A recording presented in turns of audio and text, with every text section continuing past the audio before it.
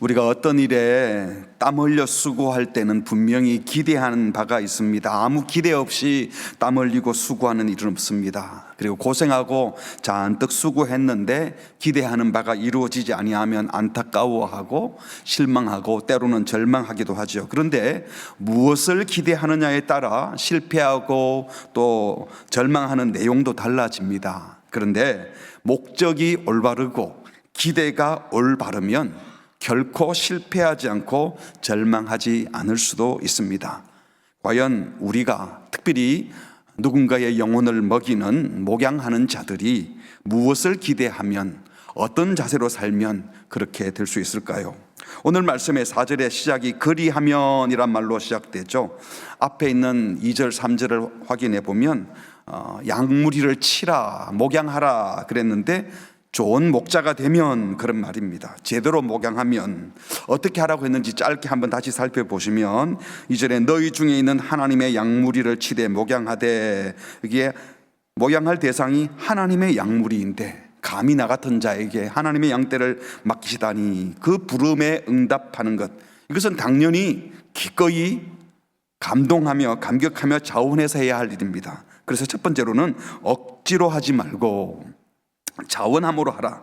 근데 이것이 자원한다는 것이 내가 하고 싶으면 하고 싫으면 싫은 것이 아니라 하나님의 뜻을 따라 자원하라. 하나님께서 부르실 때에 영광스럽게 생각하여 그 뜻을 따라서 기쁘게 순종하라 하는 차원에서 자원하라고 하셨습니다. 두 번째는 더러운 이득을 위하여 하지 말고 기꺼이 하라. 목자가 수고한 사역에 대한 대가를 받는 것 그 자체가 문제는 아니지만 이득을 얻는 것이 목적이 되거나 적절한 이득은 받는 게 당연하지라고 시작하면 결국 삭군이 되는 겁니다. 돈에 대한 탐욕을 조심하라는 말씀이었죠. 목자는 더러운 이득을 위해서, 아니 싹을 위해서 일하는 자가 아니라 주님을 사랑하고 주님의 양떼를 사랑하여서 기꺼이 목양하는 목자가 되라고 하셨습니다. 세 번째로는 목양의 동기와 또 목적이 바르다면 방법도 참 목자이신 주님을 본받아야 한다는 뜻에서 3절에 맡은 자들에게 주장하는 자세를 하지 말고, 우리가 목양하는 양들은 내 양이 아니고 하나님이 맡겨주신 양들이기 때문에 내 마음대로 힘으로 지기로 강제로 누르듯이 주장하는 자세로 그런 방식으로 목양할 수 없다는 겁니다. 그 대신 양무리의 본이 되라. 참 목자이신 예수님처럼 삶으로 섬김의 본을 보여주는 것이 참된 목양 방법이다 라고 하셨습니다. 그래서 그리하면, 이렇게 참 목자가 되면 목자장이 나타나실 때에 시들지 아니하는 영광의 관을 얻으리라. 목자장이 주실 시들지 아니하는 영광의 관을 얻기 위하여 바로 이 기대를 가지고 목자장이 보여주신 대로 목양을 하라는 겁니다. 근데 그 영광의 관을 언제 얻게 된다고 했습니까? 누가 나타나실 때에? 목자장이 나타나실 때에. 여기서 사도는 예수님을 뭐라고 부르고 있습니까? 목자장이라고 부릅니다. 복음서에 보면 마태복음이나 요한복음에서 예수님은 자기 스스로를 목자라고 종종 불렀습니다. 또 베드로전서 2장에서는 예수님을 영혼의 목자와 감독이라고 불렀고요. 히브리서 기자는 13장 20절에 예수님을 양들의 큰 목자라고 불렀습니다. 양들의 큰 목자이신 우리 주 예수를. 그런데 오늘 본문에서는 특이하게도 예수님을 아르키포이메노스, 아르키가 대장이에요. 포이메노스 목자예요. 그러니까 목자 중에 우두머리, 목자장이라는 독특한 단어를 썼는데 성경에서 딱 한 번 나오는 단어입니다. 왜 사도 베드로가 예수님을 목자 중에 우두머리인 목자장이라고 불렀을까요? 예수님이 목자장이라고 말하는 것은 지금 그 목자장 밑에서 일하는 목자들이 있다는 겁니다. 지금 장로들에게, 목양자들에게 권면하는 중에 있으니까 그 모든 사람들은 목자장 밑에서 일하는 사람이다. 교회의 모든 사역자들, 영혼을 목양하는 모든 부모님들, 선생님들, 사역자들은 모두 이 목자장 되시는 주님의 부름을 받아서 목자장 밑에서 내 양이 아닌 하나님의 양무리를 치는 목자라는 겁니다. 그렇다면 목자들은 목자장이신 그 예수님의 안내를 받아서 예수님이 보여주신 대로 예수님의 뜻을 따라 예수님처럼 목양해야 한다는 겁니다. 만일 그렇게 하지 않고 자기 멋대로 목양한다면 그건 잘못하는 정도가 아니라 본을 보이신 목자장을 욕되게 하고 무시하는 범죄가 되는 겁니다. 요한복음 10장에서 예수님이 직접 말씀하시기를 도둑이 오는 이유는 도둑질하고 죽이고 멸망시키려는 것 뿐이지만 예수님, 내가 온 것은 그 양으로 생명을 얻게 하고 더 풍성히 얻게 하려는 것이다. 예수님은 양들로 하여금 풍성한 생명을 얻게 하기 위해서 왔다고 말씀하시면서 자신을 11절에 나는 어떤 목자다? 선한 목자다. 그러면서 비교합니다. 선한 목자는 양들을 위하여 목숨을 버리지만 선한 목자가 아닌 품삯받고 일하는 삭구는 목자가 아니고 양도 자기 양이 아니기 때문에 이리가 오는 것을 보면 자기 신변에 위협이 생길 것 같으면 양을 버리고 달아난다. 이리가 양을 물어가고 또 해쳐도 도망가는 이유가 뭔가 하면 13절에 보니까 돈 받고 일하는 삭군이기 때문에 굳이 내 목숨까지 위협을 받아가면서까지 일할 필요가 없으니까 양을 돌보지 아니한다고 했어요. 그러면서 14절 15절 같이 할까요? 시작. 나는 선한 목자라. 나는 내 양을 알고 양도 나를 아는 것이 아버지께서 나를 아시고 내가 아버지를 아는 것 같으니 나는 양을 위하여 목숨을 버리노라. 예수님은 싹 받고 일하는 싹군이 아니고 양들을 잘 알고 사랑해서 그 양들을 위해서 심지어 목숨까지 버리는 선한 목자다라고 했습니다. 삭구는 자기 신변에 위협하는 이리가 공격해오면 양 버리고 도망갑니다. 양이 공격을 받든 죽든 신경 쓰지 않습니다. 자기 양이 아니고 어차피 품삯 받는 게 목적이기 때문에 위험을 무릅쓰면서까지 돌볼 필요가 없기 때문입니다. 하지만 예수님은 나는 양들을 위하여 뭘 버린다고요? 목숨을 버리노라. 그래서 나는 선한 목자다라고 했어요. 일반적으로 목축업을 하는 목자도 양떼를 위해서 자기 목숨을 버리진 않아요. 목축해서 자기 살려고 목축하지. 근데 예수님은 그런 목자가 아니라는 겁니다. 하나님 아버지께서 예수님을 잘 알고 예수님이 하나님 아버지를 아는 그런 관계인 것처럼 선한 목자이신 예수님은 양으로 비유된 저와 여러분을 잘 알고 사랑하셔서 심지어 그 양떼들을 위하여 목숨까지 내어놓는 그런 목자라고 하셨습니다. 생업을 위해 양을 먹이는 목자가 아니라 자기 생업이 아니라 양의 생명을 더 풍성하게 하려고 자기를 내어주시기까지 하는 사랑의 목자라고 하셨습니다. 실제로 우리 예수님은 우리를 사랑하셔서 자신의 목숨을 대속제물로 내어놓으시고 우리를 죄에서 건져내셨습니다. 그리고 3일 만에 부활하심으로 우리를 의롭다 하시고 하나님의 자녀로 삼아주시고 그리고 구원받은 그 백성인 양무리와 함께 세상 끝날까지 함께 하시겠다고 약속하고 승천하셨습니다.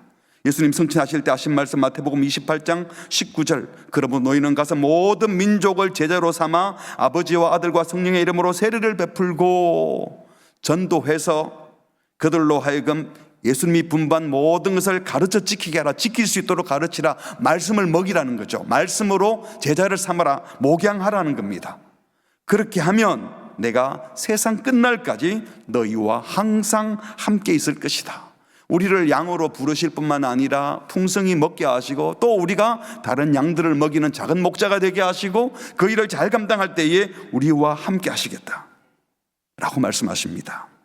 이 예수님이 목자장이 되셔서 저와 여러분을 작은 목자로 부르시고 주님의 귀한 양무리를 먹이라고 하는데 그걸 억지로 할 수 없습니다.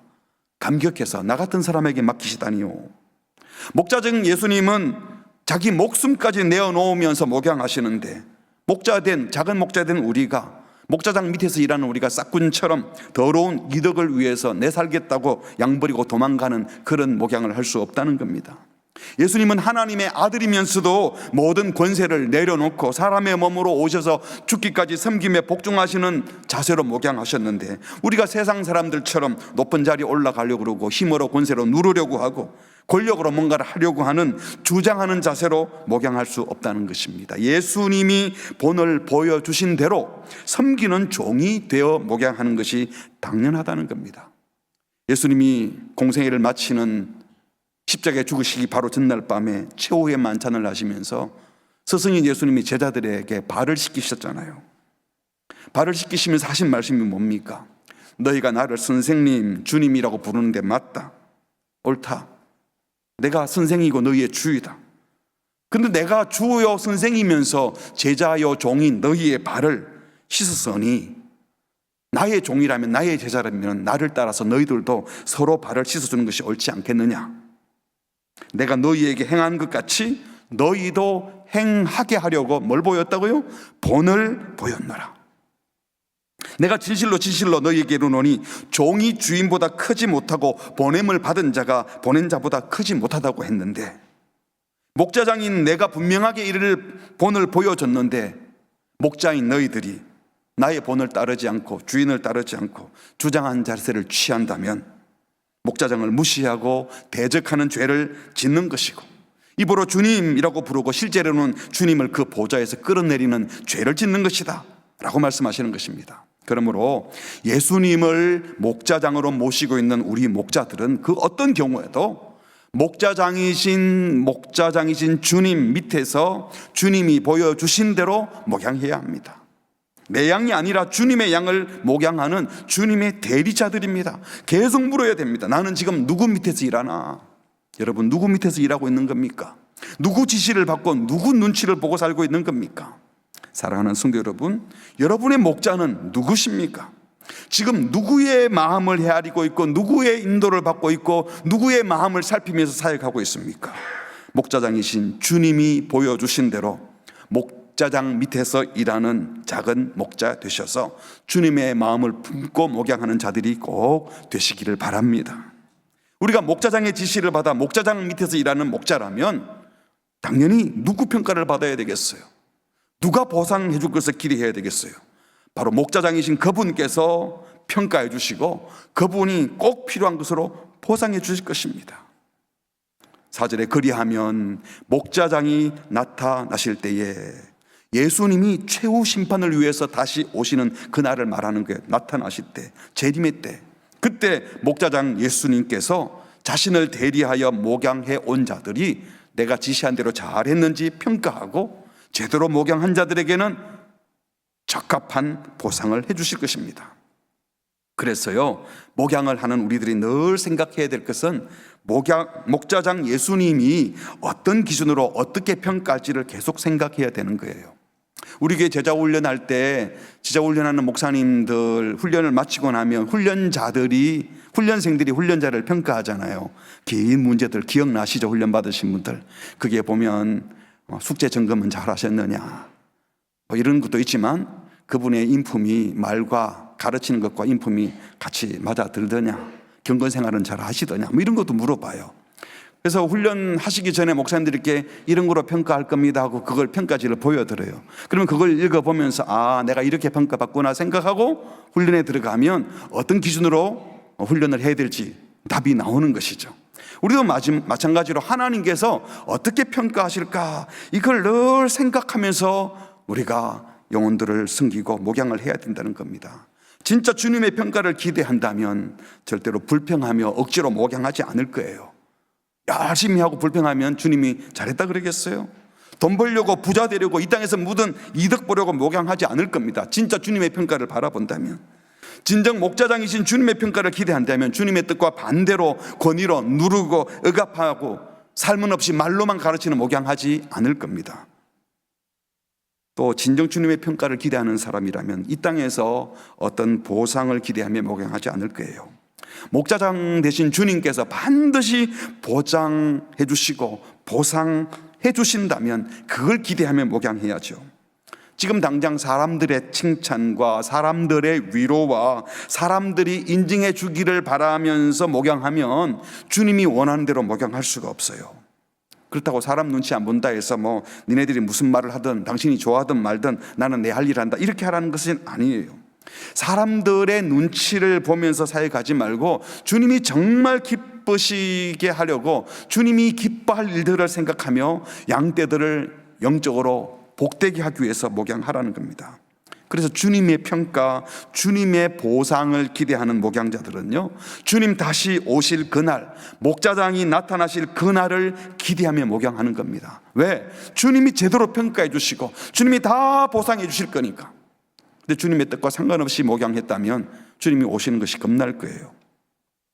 사랑하는 성도 여러분, 목자장 예수님이 반드시 다시 오시는 재림의 날이 있음을 믿습니까? 그 날이 오기를 기대하고 계시나요? 지금 오셨으면 좋겠습니까? 아멘이 조금씩 줄어들지요. 잘하고 계셔야 하는 겁니다. 주님이 잘 평가하실 거예요. 제대로 보상하실 거예요. 그러려면 그 기준을 알고 지금 그렇게 살고 있다면 주님이 오시기를 사모하고 지금 벌어지는 일 가지고 일이 일비하지 않을 겁니다. 이 주님의 평가와 보상을 바라는 목자들이 해야 할 일은 분명합니다. 목자의 사명은 양을 배불리 먹이는 거예요. 그래서 양이 건강하게 잘 자라게 하는 겁니다. 그러려면 목자장 되시는 그리스도의 말씀을 내가 먼저 배불리 먹어야 돼요. 풍성하게 말씀을 먹고 또 다른 양떼들을 배불리 먹이는 일. 양들을 사랑하려면 내가 목자장 되신 예수님과 깊은 사랑의 교제를 나누어서 그 사랑이 풍성한 상태에서 또 맡겨진 양들을 마음껏 사랑하는 겁니다. 말씀을 먹인다, 이것은 그냥 말로 많이 가르치는 것만이 아니에요. 결국 말씀이신 그리스도를 먹이는 것이고 그리스도와 신비한 연합을 이루게 하는 겁니다. 우리가 성찬할 때 예수님을 먹고 마시는 것이잖아요. 예수님과 신비한 연합을 이루어서 예수님이 주인된 삶을 살도록 돕는 겁니다. 그래서 그 말씀을 내가 풍성히 먹고 또 다른 이들에게 먹이고 내가 주님을 충분히 깊이 사랑하고 또 그 사랑을 다른 이들에게 나누어 주고, 그래서 그 말씀을 먹고 사랑을 먹은 사람들이 모인 공동체가 바로 교회이고, 이 교회 공동체가 그리스도로 충만한 공동체가 되면 이런 어두운 세상에 빛이 될 것이고 이런 암울한 세상에 소금이 되는 줄 믿습니다. 그래서 교회를 보고 이 시국에도 이런 마음으로 이렇게 살아내는 공동체가 있구나, 이럴 때 이렇게 판단하고 이렇게 평가하구나. 왜? 기준이 다르니까 그들 눈에는 특이하게 보이는 거죠. 그러다 보면 이 우리에 들지 않고 바깥에 있던 자들까지도 이 공동체를 사모하면서 우리 안으로 들어오게 되는, 이게 바로 전도 아니겠어요? 새 가족을 영입할 수 있는 공동체가 되는 것입니다. 사랑하는 성도 여러분, 목자장이신 주님은 반드시 다시 오실 것입니다. 여러분, 아침에 일어날 때 그날의 기대를 하며 그날 평가를 사모하며 일어나야 돼요. 내일 아침 일어날 때 무슨 생각으로 일어날 겁니까? 아이고, 또 회사 가야 되구나, 먹고 살려면 할 수 없지, 월급 받아야지. 그렇게 살면 안 되잖아요. 당장 내게 맡겨진 일이 회사에 가서 하는 일이어도 먹고 살려고 사장님 눈치 보면서 사는 것이 아니라, 나중에 좀 더 편히 살기 위해서 돈 좀 더 모으려고 사는 것이 아니라, 여러분, 그게 만약에 목적이 되면요, 불법만 아니면 커미션 받고 들키지만 않으면 거짓도 행하고, 합법적이다라고 하면 남의 피해를 입더라도 나는 불법을 행하지 않았어 하고 피해주는 일을 하겠지만, 정말 주님의 평가를 알고 주님의 그날을 기대한다면 그런 식으로 살지 않을 거예요. 어쩌면 지금 손해보더라도, 지금 불편하더라도 마지막에 받을 그 보상과 주님이 평가해 주실 그 평가를 생각한다면 결코 거짓, 불법, 불의와 타협하지 않을 겁니다. 아무것도 아는 일에 두려워하지 않을 겁니다. 그 대신 계속 말씀을 먹고 말씀을 따라 살고 말씀이 풍성한 공동체를 이루게 될 것입니다.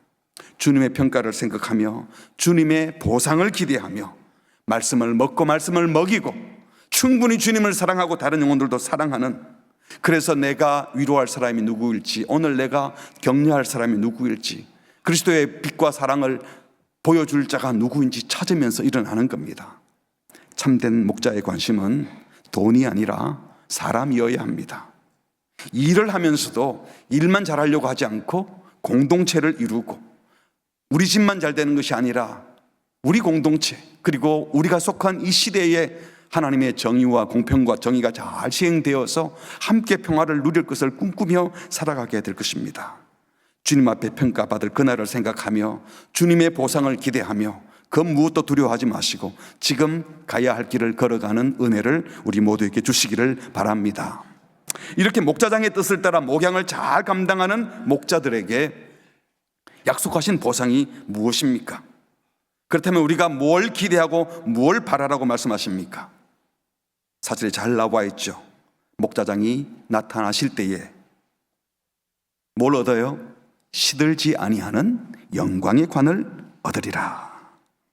이 관은 문자적으로 머리에 쓰는 관이기보다 신실한 사람들에게 쓰게 될, 신실한 사람들이 갖게 될 영광을, 탁월하게 섬긴 종들과 고난을까지 감당한 자들이 함께 얻게 될 그 영광을 은유적으로 표현한 것입니다. 이런 차원에서 사도 바울은 디모데후서 4장에 보니까 의의 면류관, 여기 면류관이나 관이나 헬라 단어는 똑같습니다. 스테파노스, 의의 면류관. 야고보 사도는 생명의 면류관, 이런 표현을 했고요. 사도 요한은 계시록 2장 10절에 보니까 생명의 관이라고 언급했습니다. 이 모두 다 주의 뜻에 순종하며 충성한 자들에게 주시는 보상을 그런 식으로 표현한 겁니다. 사도 베드로는 지금 좋은 목자는, 목양을 잘한 목자들은 시들지 아니하는 영광의 면류관을 쓰게 될 것이라고 했습니다. 핵심은 관을 쓴다 이것이 아니라 영광을 얻게 된다는 거예요. 그 영광은 세상의 영광과는 달리 어떻다고요? 시들지 아니하는 영광이라고 했습니다. 이렇게 시들지 아니하는 영광의 관 할 때 관이란 단어는 똑같다고 그랬죠. 이게 당시 올림픽 경기나 또 운동 경기에서 이기면 월계수관을 세워졌는데 시들지 아니하는 이 단어를 쓴 것은 그것을 염두에 둔 것 같아요. 그러니까 시들지 아니하는 영광의 관을 쓴다, 이 말은 월계수관처럼 시드는 영광에 마음 두지 말라라는 메시지를 담고 있는 것이죠. 그런 관, 아마란티노스, 시들지 아니하는, 절대로 시들지 않는 영광이 있는데, 지금 이 땅에서 받는 월계수관 같은 것은 그 관도 나무로 만든 거니까, 풀로 만든 거다 시들지만 실제로 그 영광도 시든다는 거예요. 여러분, 경기장에서 금메달 딴 사람이 계속 그 영광을 누립니까? 그 다음 해에 신기록이 나오면 옛날에 승리했던 사람은 어디 있는 거 다 잊혀집니다. 그냥 그때 잠시 사람들이 와 할 뿐이에요. 근데 그 잠시 누리게 되는 환호와 명예와 영광을 위해서 사람들은 얼마나 고된 훈련을 하고 인내를 합니까? 사도 바울이 이것을 염두에 두고 이런 말도 했습니다. 고린도전서 9장 25절에 이기기를 다투는 자마다 모든 일에 절제하나니, 달리기 경주하고 이런 시합에 나가는 사람이 그 썩을 승리자의 관을 얻고자 절제하고 애를 쓰고 하는데, 그러면 우리는 썩지 아니할 것을 얻고자 한다면 얼마나 더 절제하고 자기를 연단해야 되겠느냐, 이런 뉘앙스로 말씀을 한 거죠. 물론 당시 전쟁에서 용감하게 싸운 장군에게는 월계수관이 아니고 황금관을 씌워줘요. 금으로 만든 관이니까 시들지는 않겠죠. 또 특별한 공적을 세운 자에게는 특별한 명예를 부여하는 관이기 때문에 아무나 쓸 수 있는 관이 아닌 특별한 명예가 있는 관이기도 합니다. 근데 이런 관들이 영광스러운 관이라고 할 수 있는 것은요, 그 관의 재료가 월계수냐 금은으로 만들었냐 이것 때문이 아니잖아요. 그걸 씌워주는 사람이 권력과 명예를 가진 제국의 황제가 씌워주니까 영광스럽다고 생각하는 거예요.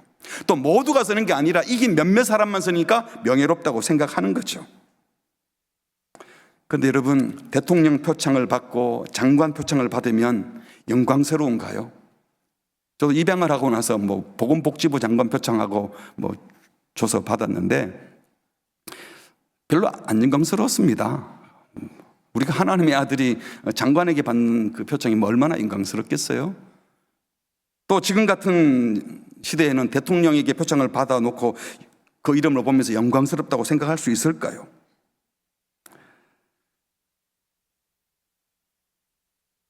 수여하는 분의 권위 때문에, 또 특별한 사람에게만 주어지기 때문에 영광스럽게 생각하는데, 인간 수여자들은 그들이 가진 권위나 영광이 금방 사라질 사람들이잖아요. 그래서 영광스러운 것이 이 땅에서는 수치가 되기도 하고, 대단하다, 명예롭다, 환호하던 대중들도 어제는 와 하다가 갑자기 또 저주하는 사람으로, 비난하고 욕하는 대중으로 바뀌기도 합니다. 이 세상에서 아무리 권력을 얻고 명예를 얻는다 한들 다 썩어 없어질 것들이고, 아무리 대단한 듯 보이는 명예가 있다 한들 시들어 없어질 영광이고, 심지어 명예가 수치로 저주로 바뀔 수도 있는 겁니다.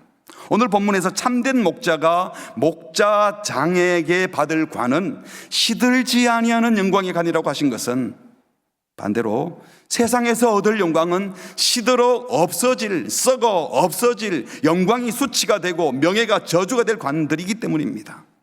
사랑하는 성도 여러분, 세상 권력, 세상 명예, 사람들이 인정해주고 사람들이 칭찬하는 것, 여기에 마음 주지 마시기 바랍니다. 썩어 없어질 명예, 영광에 마음 주지 마시고 시들지 아니하는 영광의 간에 마음을 주십시오. 시들지 아니하는 영광의 간을 사모하십시오. 목자장 되시는 주님께서 주실 상은 절대로 시들지 않는 영원히 영광스러운 영광의 관입니다. 이 관이 영광스러운 이유가 하늘나라에 가면 재료가 특별하기 때문이 아니라 영광의 하나님이 친히 씌워주는 관이기 때문이에요. 월계서유의 관의 영광스러운 것도 말씀드린 것처럼 재료 때문이 아니라고 그랬잖아요. 경기의 승자에게 황제의 권위로 많은 사람 중에 특별히 주어서 영광스럽다고 했는데, 목자장께서 주시는 관은 그 관을 씌워주는 하나님이 영광의 하나님이시고 영원한 하나님이시고 그 영광이 결코 쇠하지 않는 하나님이 씌워주는 관이기 때문에 영광스러운 관인 줄 믿습니다. 베드로전서 1장 4절에 보니까 썩지 않고 더럽지 않고 쇠하지 아니하는 유업을 있게 하시나니 곧 너희를 위하여 어디에 간직하셨다? 하늘에 간직하셨다. 땅의 것은 다 썩고 더럽고 쇠하지만 하늘에 있는 것은 썩지 않고 더럽지 않고 쇠하지 않는다는 겁니다. 우리는 그 영광을 구하는 자들입니다. 그런데 이 관을 얻는 것 절대로 쉬운 일이 아닙니다. 이 세상에서 잠시 있다가 사라질 그 관을 얻기 위해서 사람들은 굉장히 애를 쓰잖아요.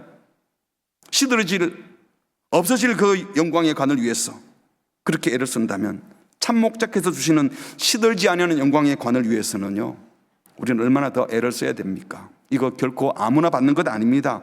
누구나 쉽게 받는 것 아니라는 겁니다. 목양하면서 내가 열심히 훈련하고 목양하고 먹이고 했는데 그 양들이 인정해 주지 않고 인정해 주기는커녕 오히려 대적한다. 참기 쉽지 않겠죠.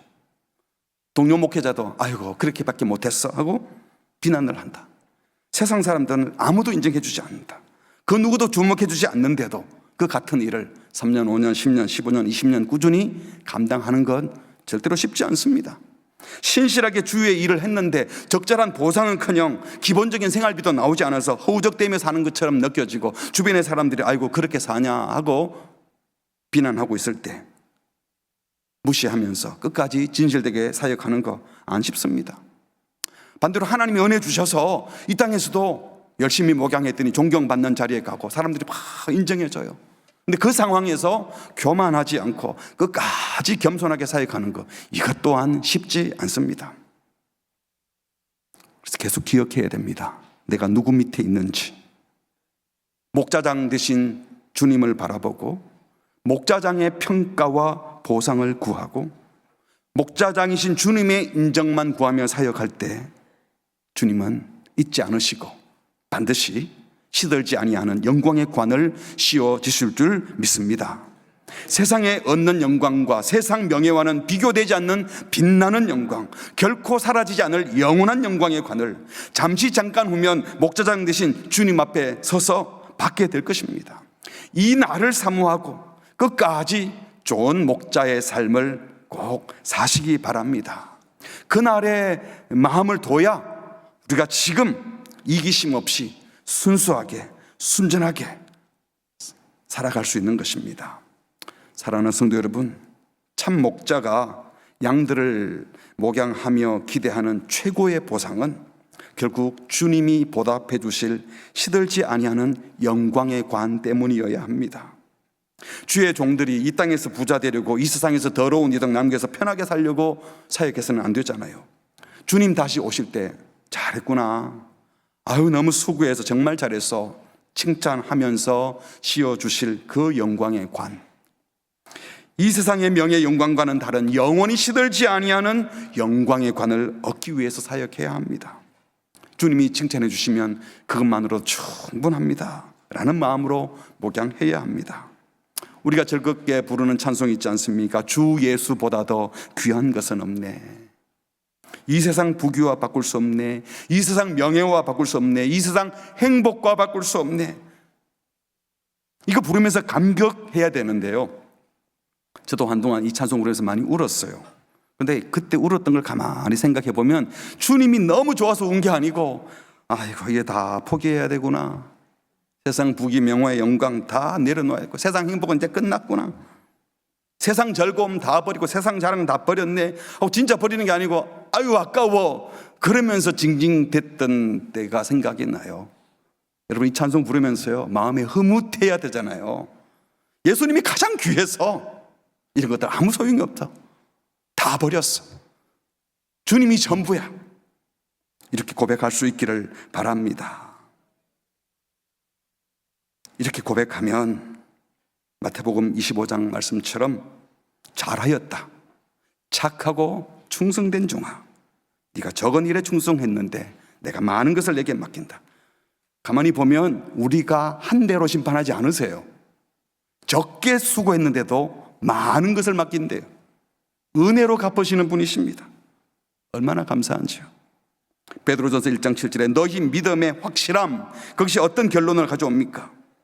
그것이 불로 연단하여도 없어질 것보다도 귀한 그 믿음의 확실함은 예수 그리스도께서 나타나실 때에 그 믿음의 확실함이 칭찬, 영광, 존귀를 얻게 한다고 했어요. 무슨 믿음이겠습니까? 마지막 때 주님이 평가하시고 보상해 주시고 주님이 우리의 주인이라는 것을 확실히 믿고 그 믿음으로, 그 기준으로 복양하며 살아가는 자들에게는 하나님께서 칭찬해 주시고 하나님께서 우리를 영광스럽다, 존귀하다 말해 주실 것입니다.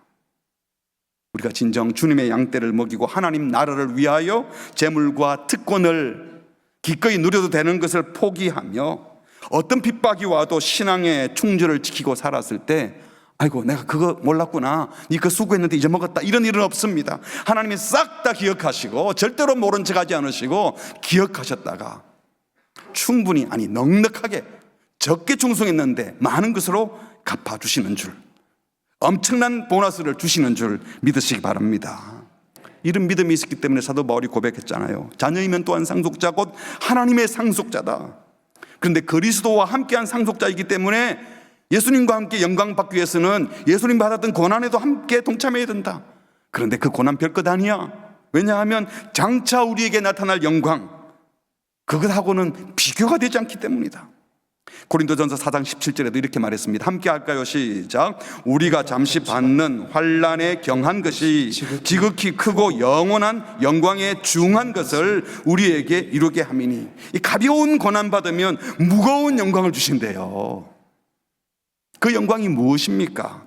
영광스러우신 하나님이, 영원하신 하나님이 직접 칭찬하시면서 씌워주실 관, 시들지 아니하는 영광의 면류관입니다. 하나님의 인정을 받는 것이기 때문에 그 인정은 잠시 있다가 사라지는 것이 아니기 때문에 시들지 아니하는 영광의 면류관입니다. 이 땅에서는 열심히 최선을 다하여 살아도 사람들이 인정해 주지 않는 경우가 많고, 교회 공동체 안에서도 열심히 사역했는데 아무도 몰라주는 경우도 있어요. 심지어 무시받기도 하고 엉뚱한 사람이 박수받는 일들도 있습니다. 그러면 낙심할 수 있지요. 하지만 우리 그리스도인들은 거기에 연연하지 않습니다. 왜? 우리 주님이 다 지켜보고 계시고 다 알고 계십니다. 하나도 잊지 않고 다 기억하셨다가 적게 충성했는데도 엄청난 것으로 갚아주시면서 잘했다, 내가 정말 기쁘구나, 네가 그 상황 속에서 끝까지 그렇게 섬겨주다니 내가 너무 기쁘다, 너 때문에 나를 따라오는 사람도 많이 생겼잖아, 그렇게 말씀하실 것입니다. 말씀을 맺습니다. 이 세상 사람들은 끝을 몰라요. 그러니까 자기가 어디로 가는지 모르고 엉뚱한 판단을 하고 이상한 일들을 합니다. 자기 인생이 어떻게 갑자기 끝날지도 모르면서 마치 영원히 살 것처럼 무슨 도박하듯이 인생을 사는 사람들도 있습니다. 그리고 엉뚱한 것에 열심을 냅니다. 그 사람들이 열심을 내는 이유가 뭡니까? 내세가 없으니까 그냥 이 땅에서 돈 벌어서 이 땅에서 편안히 잘 살고 즐기려고, 권력을 가지고 한번 지배하고 누려보고 싶고, 사람들에게 환호받는 인정 한번 받아보고 싶어서, 육체의 정욕 마음껏 채우고 싶어서, 그래서 권력의 자리에 가려고 그러고 돈을 모으려고 하고, 그것을 위해서는 거짓도 불사하고, 이게 세상 사람들이에요. 그러다가 인생 끝나버리면 주님 앞에서 심판받을 텐데 아무 대책이 없습니다. 눈앞의 이익만 바라보다가 허무하게 인생을 끝낼 겁니다. 주님 다시 오시는 그날 종말이 있음을 모르니까 그렇게 사는 것입니다. 그러나 저와 여러분은 지금 당장 인정받고 칭찬받고 보상받는 것이 아니라 마지막 최종 목적지가 있고 마지막 평가가 있고 그분의 보상을 기대하며 사는 자들입니다. 그래서 목자장 밑에서 일하는 저와 여러분은 마지막 심판주이신 주님이 어떤 기준으로 평가하실지, 주님이 확실한 보상을 해줄 것인데 그러면 주님이 말씀하신 대로 그 방법대로 살아가야 되겠다 결단하고 가는 자들이 참 목자들인 것입니다. 사랑하는 성도 여러분, 그렇다면 무엇에 집중하며 어떻게 살아야 되겠습니까? 목자장 밑에서 일하는 목자로서 그 목자장 예수님을 따라서 예수님의 말씀을 먹이고 예수님의 사랑을 나누어 주고 끝까지 섬기는 목자의 삶을 살아낸다면 마지막에만 행복해진 것이 아니고요, 말씀을 계속 먹고 말씀을 먹이고 사랑하는 우리 자신이 행복해져요. 우리가 남에게 말씀을 먹이려면 내가 먼저 말씀을 먹어야 되잖아요. 우리가 다른 이를 사랑하려면 주님과 깊은 사랑의 교제를 나누어야 되니 그 순간순간이 얼마나 행복하겠어요. 사실은 마지막에만 보상받는 것이 아닙니다. 이런 우리를 사람들이 무시하고 인정해 주지 않아도 확실한 믿음이 있어요. 주님이 인정해 줄 것을 믿기 때문에 사람들이 뭣도 모르고 우리를 무시할 때 불쾌하지 않습니다. 아이고 쟤들이 모르고 그러구나. 내가 이런 고난을 참으면 참을수록 주님은 더 큰 복을 주시는데, 그래서 그리스도의 고난에 동참하는 것으로 생각하고 기뻐하게 될 것입니다. 이렇게 목자 되신 주님을 따르다가 우리가 감사하며 행복하게 살았는데, 그래서 주님 앞에 갔을 때 주님이 우리에게 영광의 관을 씌워주시면요, 아유 내가 수고했으니까 당연히 씌워주셔야죠 덥석 받는 것이 아니라, 주님 제가 주님의 뜻대로 살다가 실컷 행복하게 살다 왔는데 또 이 관을 씌워주십니까? 황송합니다 하고 받을 거예요. 그래서 계시록에 보면요, 그 관을 받은 사람들이 어떻게 합니까? 오늘 우리 찬송 불렀잖아요. 면류관 받아서 주 앞에 드리네. 계시록 4장 말씀입니다. 10절 24장로들이 보좌에 앉으신 이 앞에 엎드려 세세토록 살아계시는 이에게 경배하고, 같이 읽을까요? 시작. 자기의 관을 보좌 앞에 드리며. 내 관을요, 주님이 씌워진 영광의 관인데 내가 실컷 누리고 왔는데 이 관까지 씌워주다니요, 영광은 주님이 받으셔야 합니다 하고 주님의 보좌 앞으로 면류관을 올려드리는 거예요. 그리고 찬양합니다. 우리 주 하나님이여 영광과 존귀와 권능을 받으시는 것이 합당하오니 주께서는 만물을 지으신지라 만물이 다 주의 뜻대로 있었고 주의 지으심을 받았나이다. 다 주의 뜻대로 되었습니다 하고 받았던 면류관을 주님께 다시 돌려드리고, 주님은 아니야 니네들 수고했어 쏙 주님이 받으세요. 여러분 생각하면 얼마나 행복합니까? 이 땅에서는 어때요? 어떻게든 내 것 챙기려고 하고 어쨌든 명예를 잊지 않으려고 하는데 천국에 가면 오로지 찬송만 있는 겁니다. 주님이 하셨습니다. 아니야 너희가 수고해서 잘했어. 영광의 관을 주님께 돌려주려는 그 충만한 기쁨의 자리 천국을 사모하시면서 영광의 관을 주께 벗어드릴 그날을 기대하면서 오늘 목자장 되신 주님의 평가와 주님의 보상을 기대하고 생각하고 신실하게 주님의 자녀로, 신실한 주님의 양으로 살아가는 좋은 목자들 되시기를 주님의 이름으로 축복합니다. 아멘. 우리 함께 찬양하겠습니다. 주님 한 분만으로 내 영혼 만족하네. 주님이 칭찬하시면 그것이면 충분합니다. 다른 즐거움 필요 없습니다. 주님 다시 오실 때까지 계속 이 길을 가다가 주께서 영광의 관 씌워주시면 주님께 돌려드리고 싶습니다. 이 마음을 담아서 함께 고백하겠습니다. 주님 한 분만으로, 주님 한 분만으로 내 영혼 만족하네. 다른 종류의 즐거움 날 채울 수 없네. 주님 한 분만으로, 주님 한 분만으로 내 영혼 기뻐하네.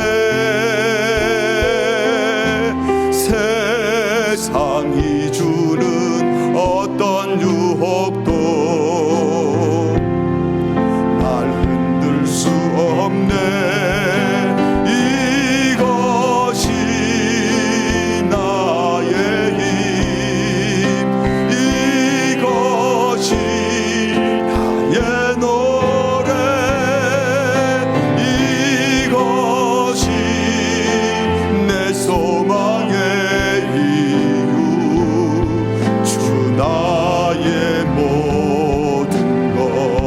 주님 다시 오실 때까지, 주님 다시 오실 때까지 나는 이 길을 가리라.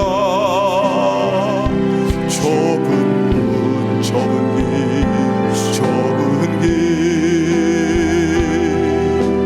나의 십자가 지고 나의 가는 이 길 끝에서, 나의 가는 이 길 끝에서 나는 주님을 보리라. 영광의 내 주님 나를 맞아주시니, 주님 다시 오실 때까지, 주님 다시 오실 때까지 나는 일어나 달려가리라. 주의 영광 온 땅 덮을 때 나는 일어나 노래하리. 내 사모하는 주님 온 세상 구주시라. 내 사모하는 주님 영광의 왕이시라. 우리 함께 기도하겠습니다. 내일 아침에 일어날 때는 무슨 생각하고 일어날 계획이세요? 할 수 없지 뭐, 그래도 살아야지. 그렇게 살면 안 되잖아요.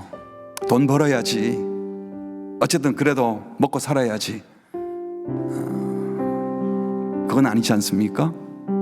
우리는 여기가 전부가 아니고 목적지가 있습니다. 우리는 주인이 있습니다. 그리고 생소한 길을 가는 것이 아니고 목자장 되신 주께서 목자인 우리에게 이미 다 보여주셨어요. 그러니까 주님에 대한 분명한 확실한 믿음이 있으면 그 길을 걸어가면 주님이 반드시 기억하시고 보상해 주실 것입니다. 주님의 보상, 시들지 아니하는 영광의 관, 영원하신 주님이 씌워주실 그 영광을 생각하며, 그리고 주께서 관을 씌워주시면 주님이 영광 받으세요, 주님 것입니다 하고 주님께 돌려드리는 그 벅찬 감격의 순간을 생각하며 오늘 어려움을 이기게 해달라고 특별히 이 나라를 위해서 기도하겠습니다. 여러분, 세상은 그런 겁니다. 지금도 가만히 보세요. 권력을 놓지 않으려고, 권력을 잡으려고, 다음에 또 권력을 잡아보려고,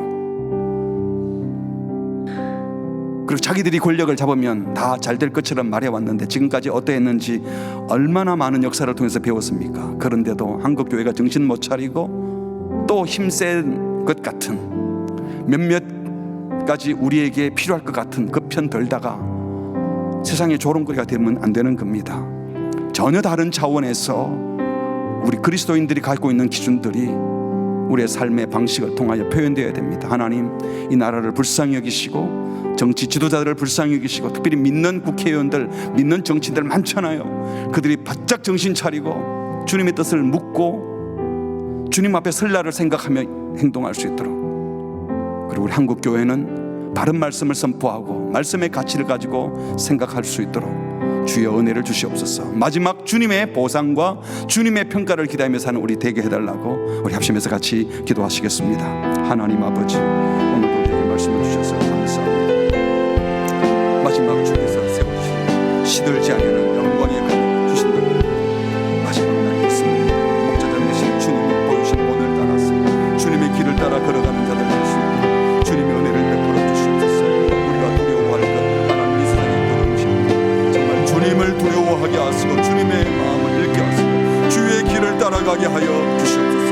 바른 판단, 바른 분별, 바른 생각을 하나님의 정직의 길을 걸어갈 수 있도록 주여 은혜를 베풀어 주시옵소서. 그것을 위해서 우리 각 사람 심령에게 임하여 주셔서 하나님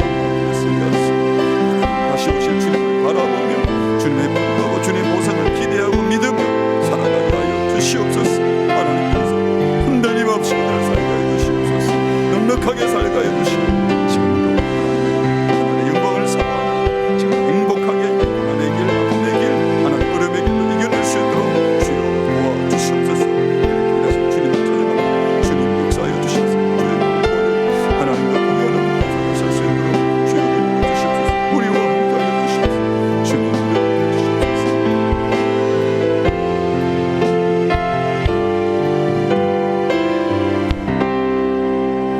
하나님 아버지, 우리의 목자장 되신 주님이 친히 앞서 가시고 본을 보여주셔서 감사합니다.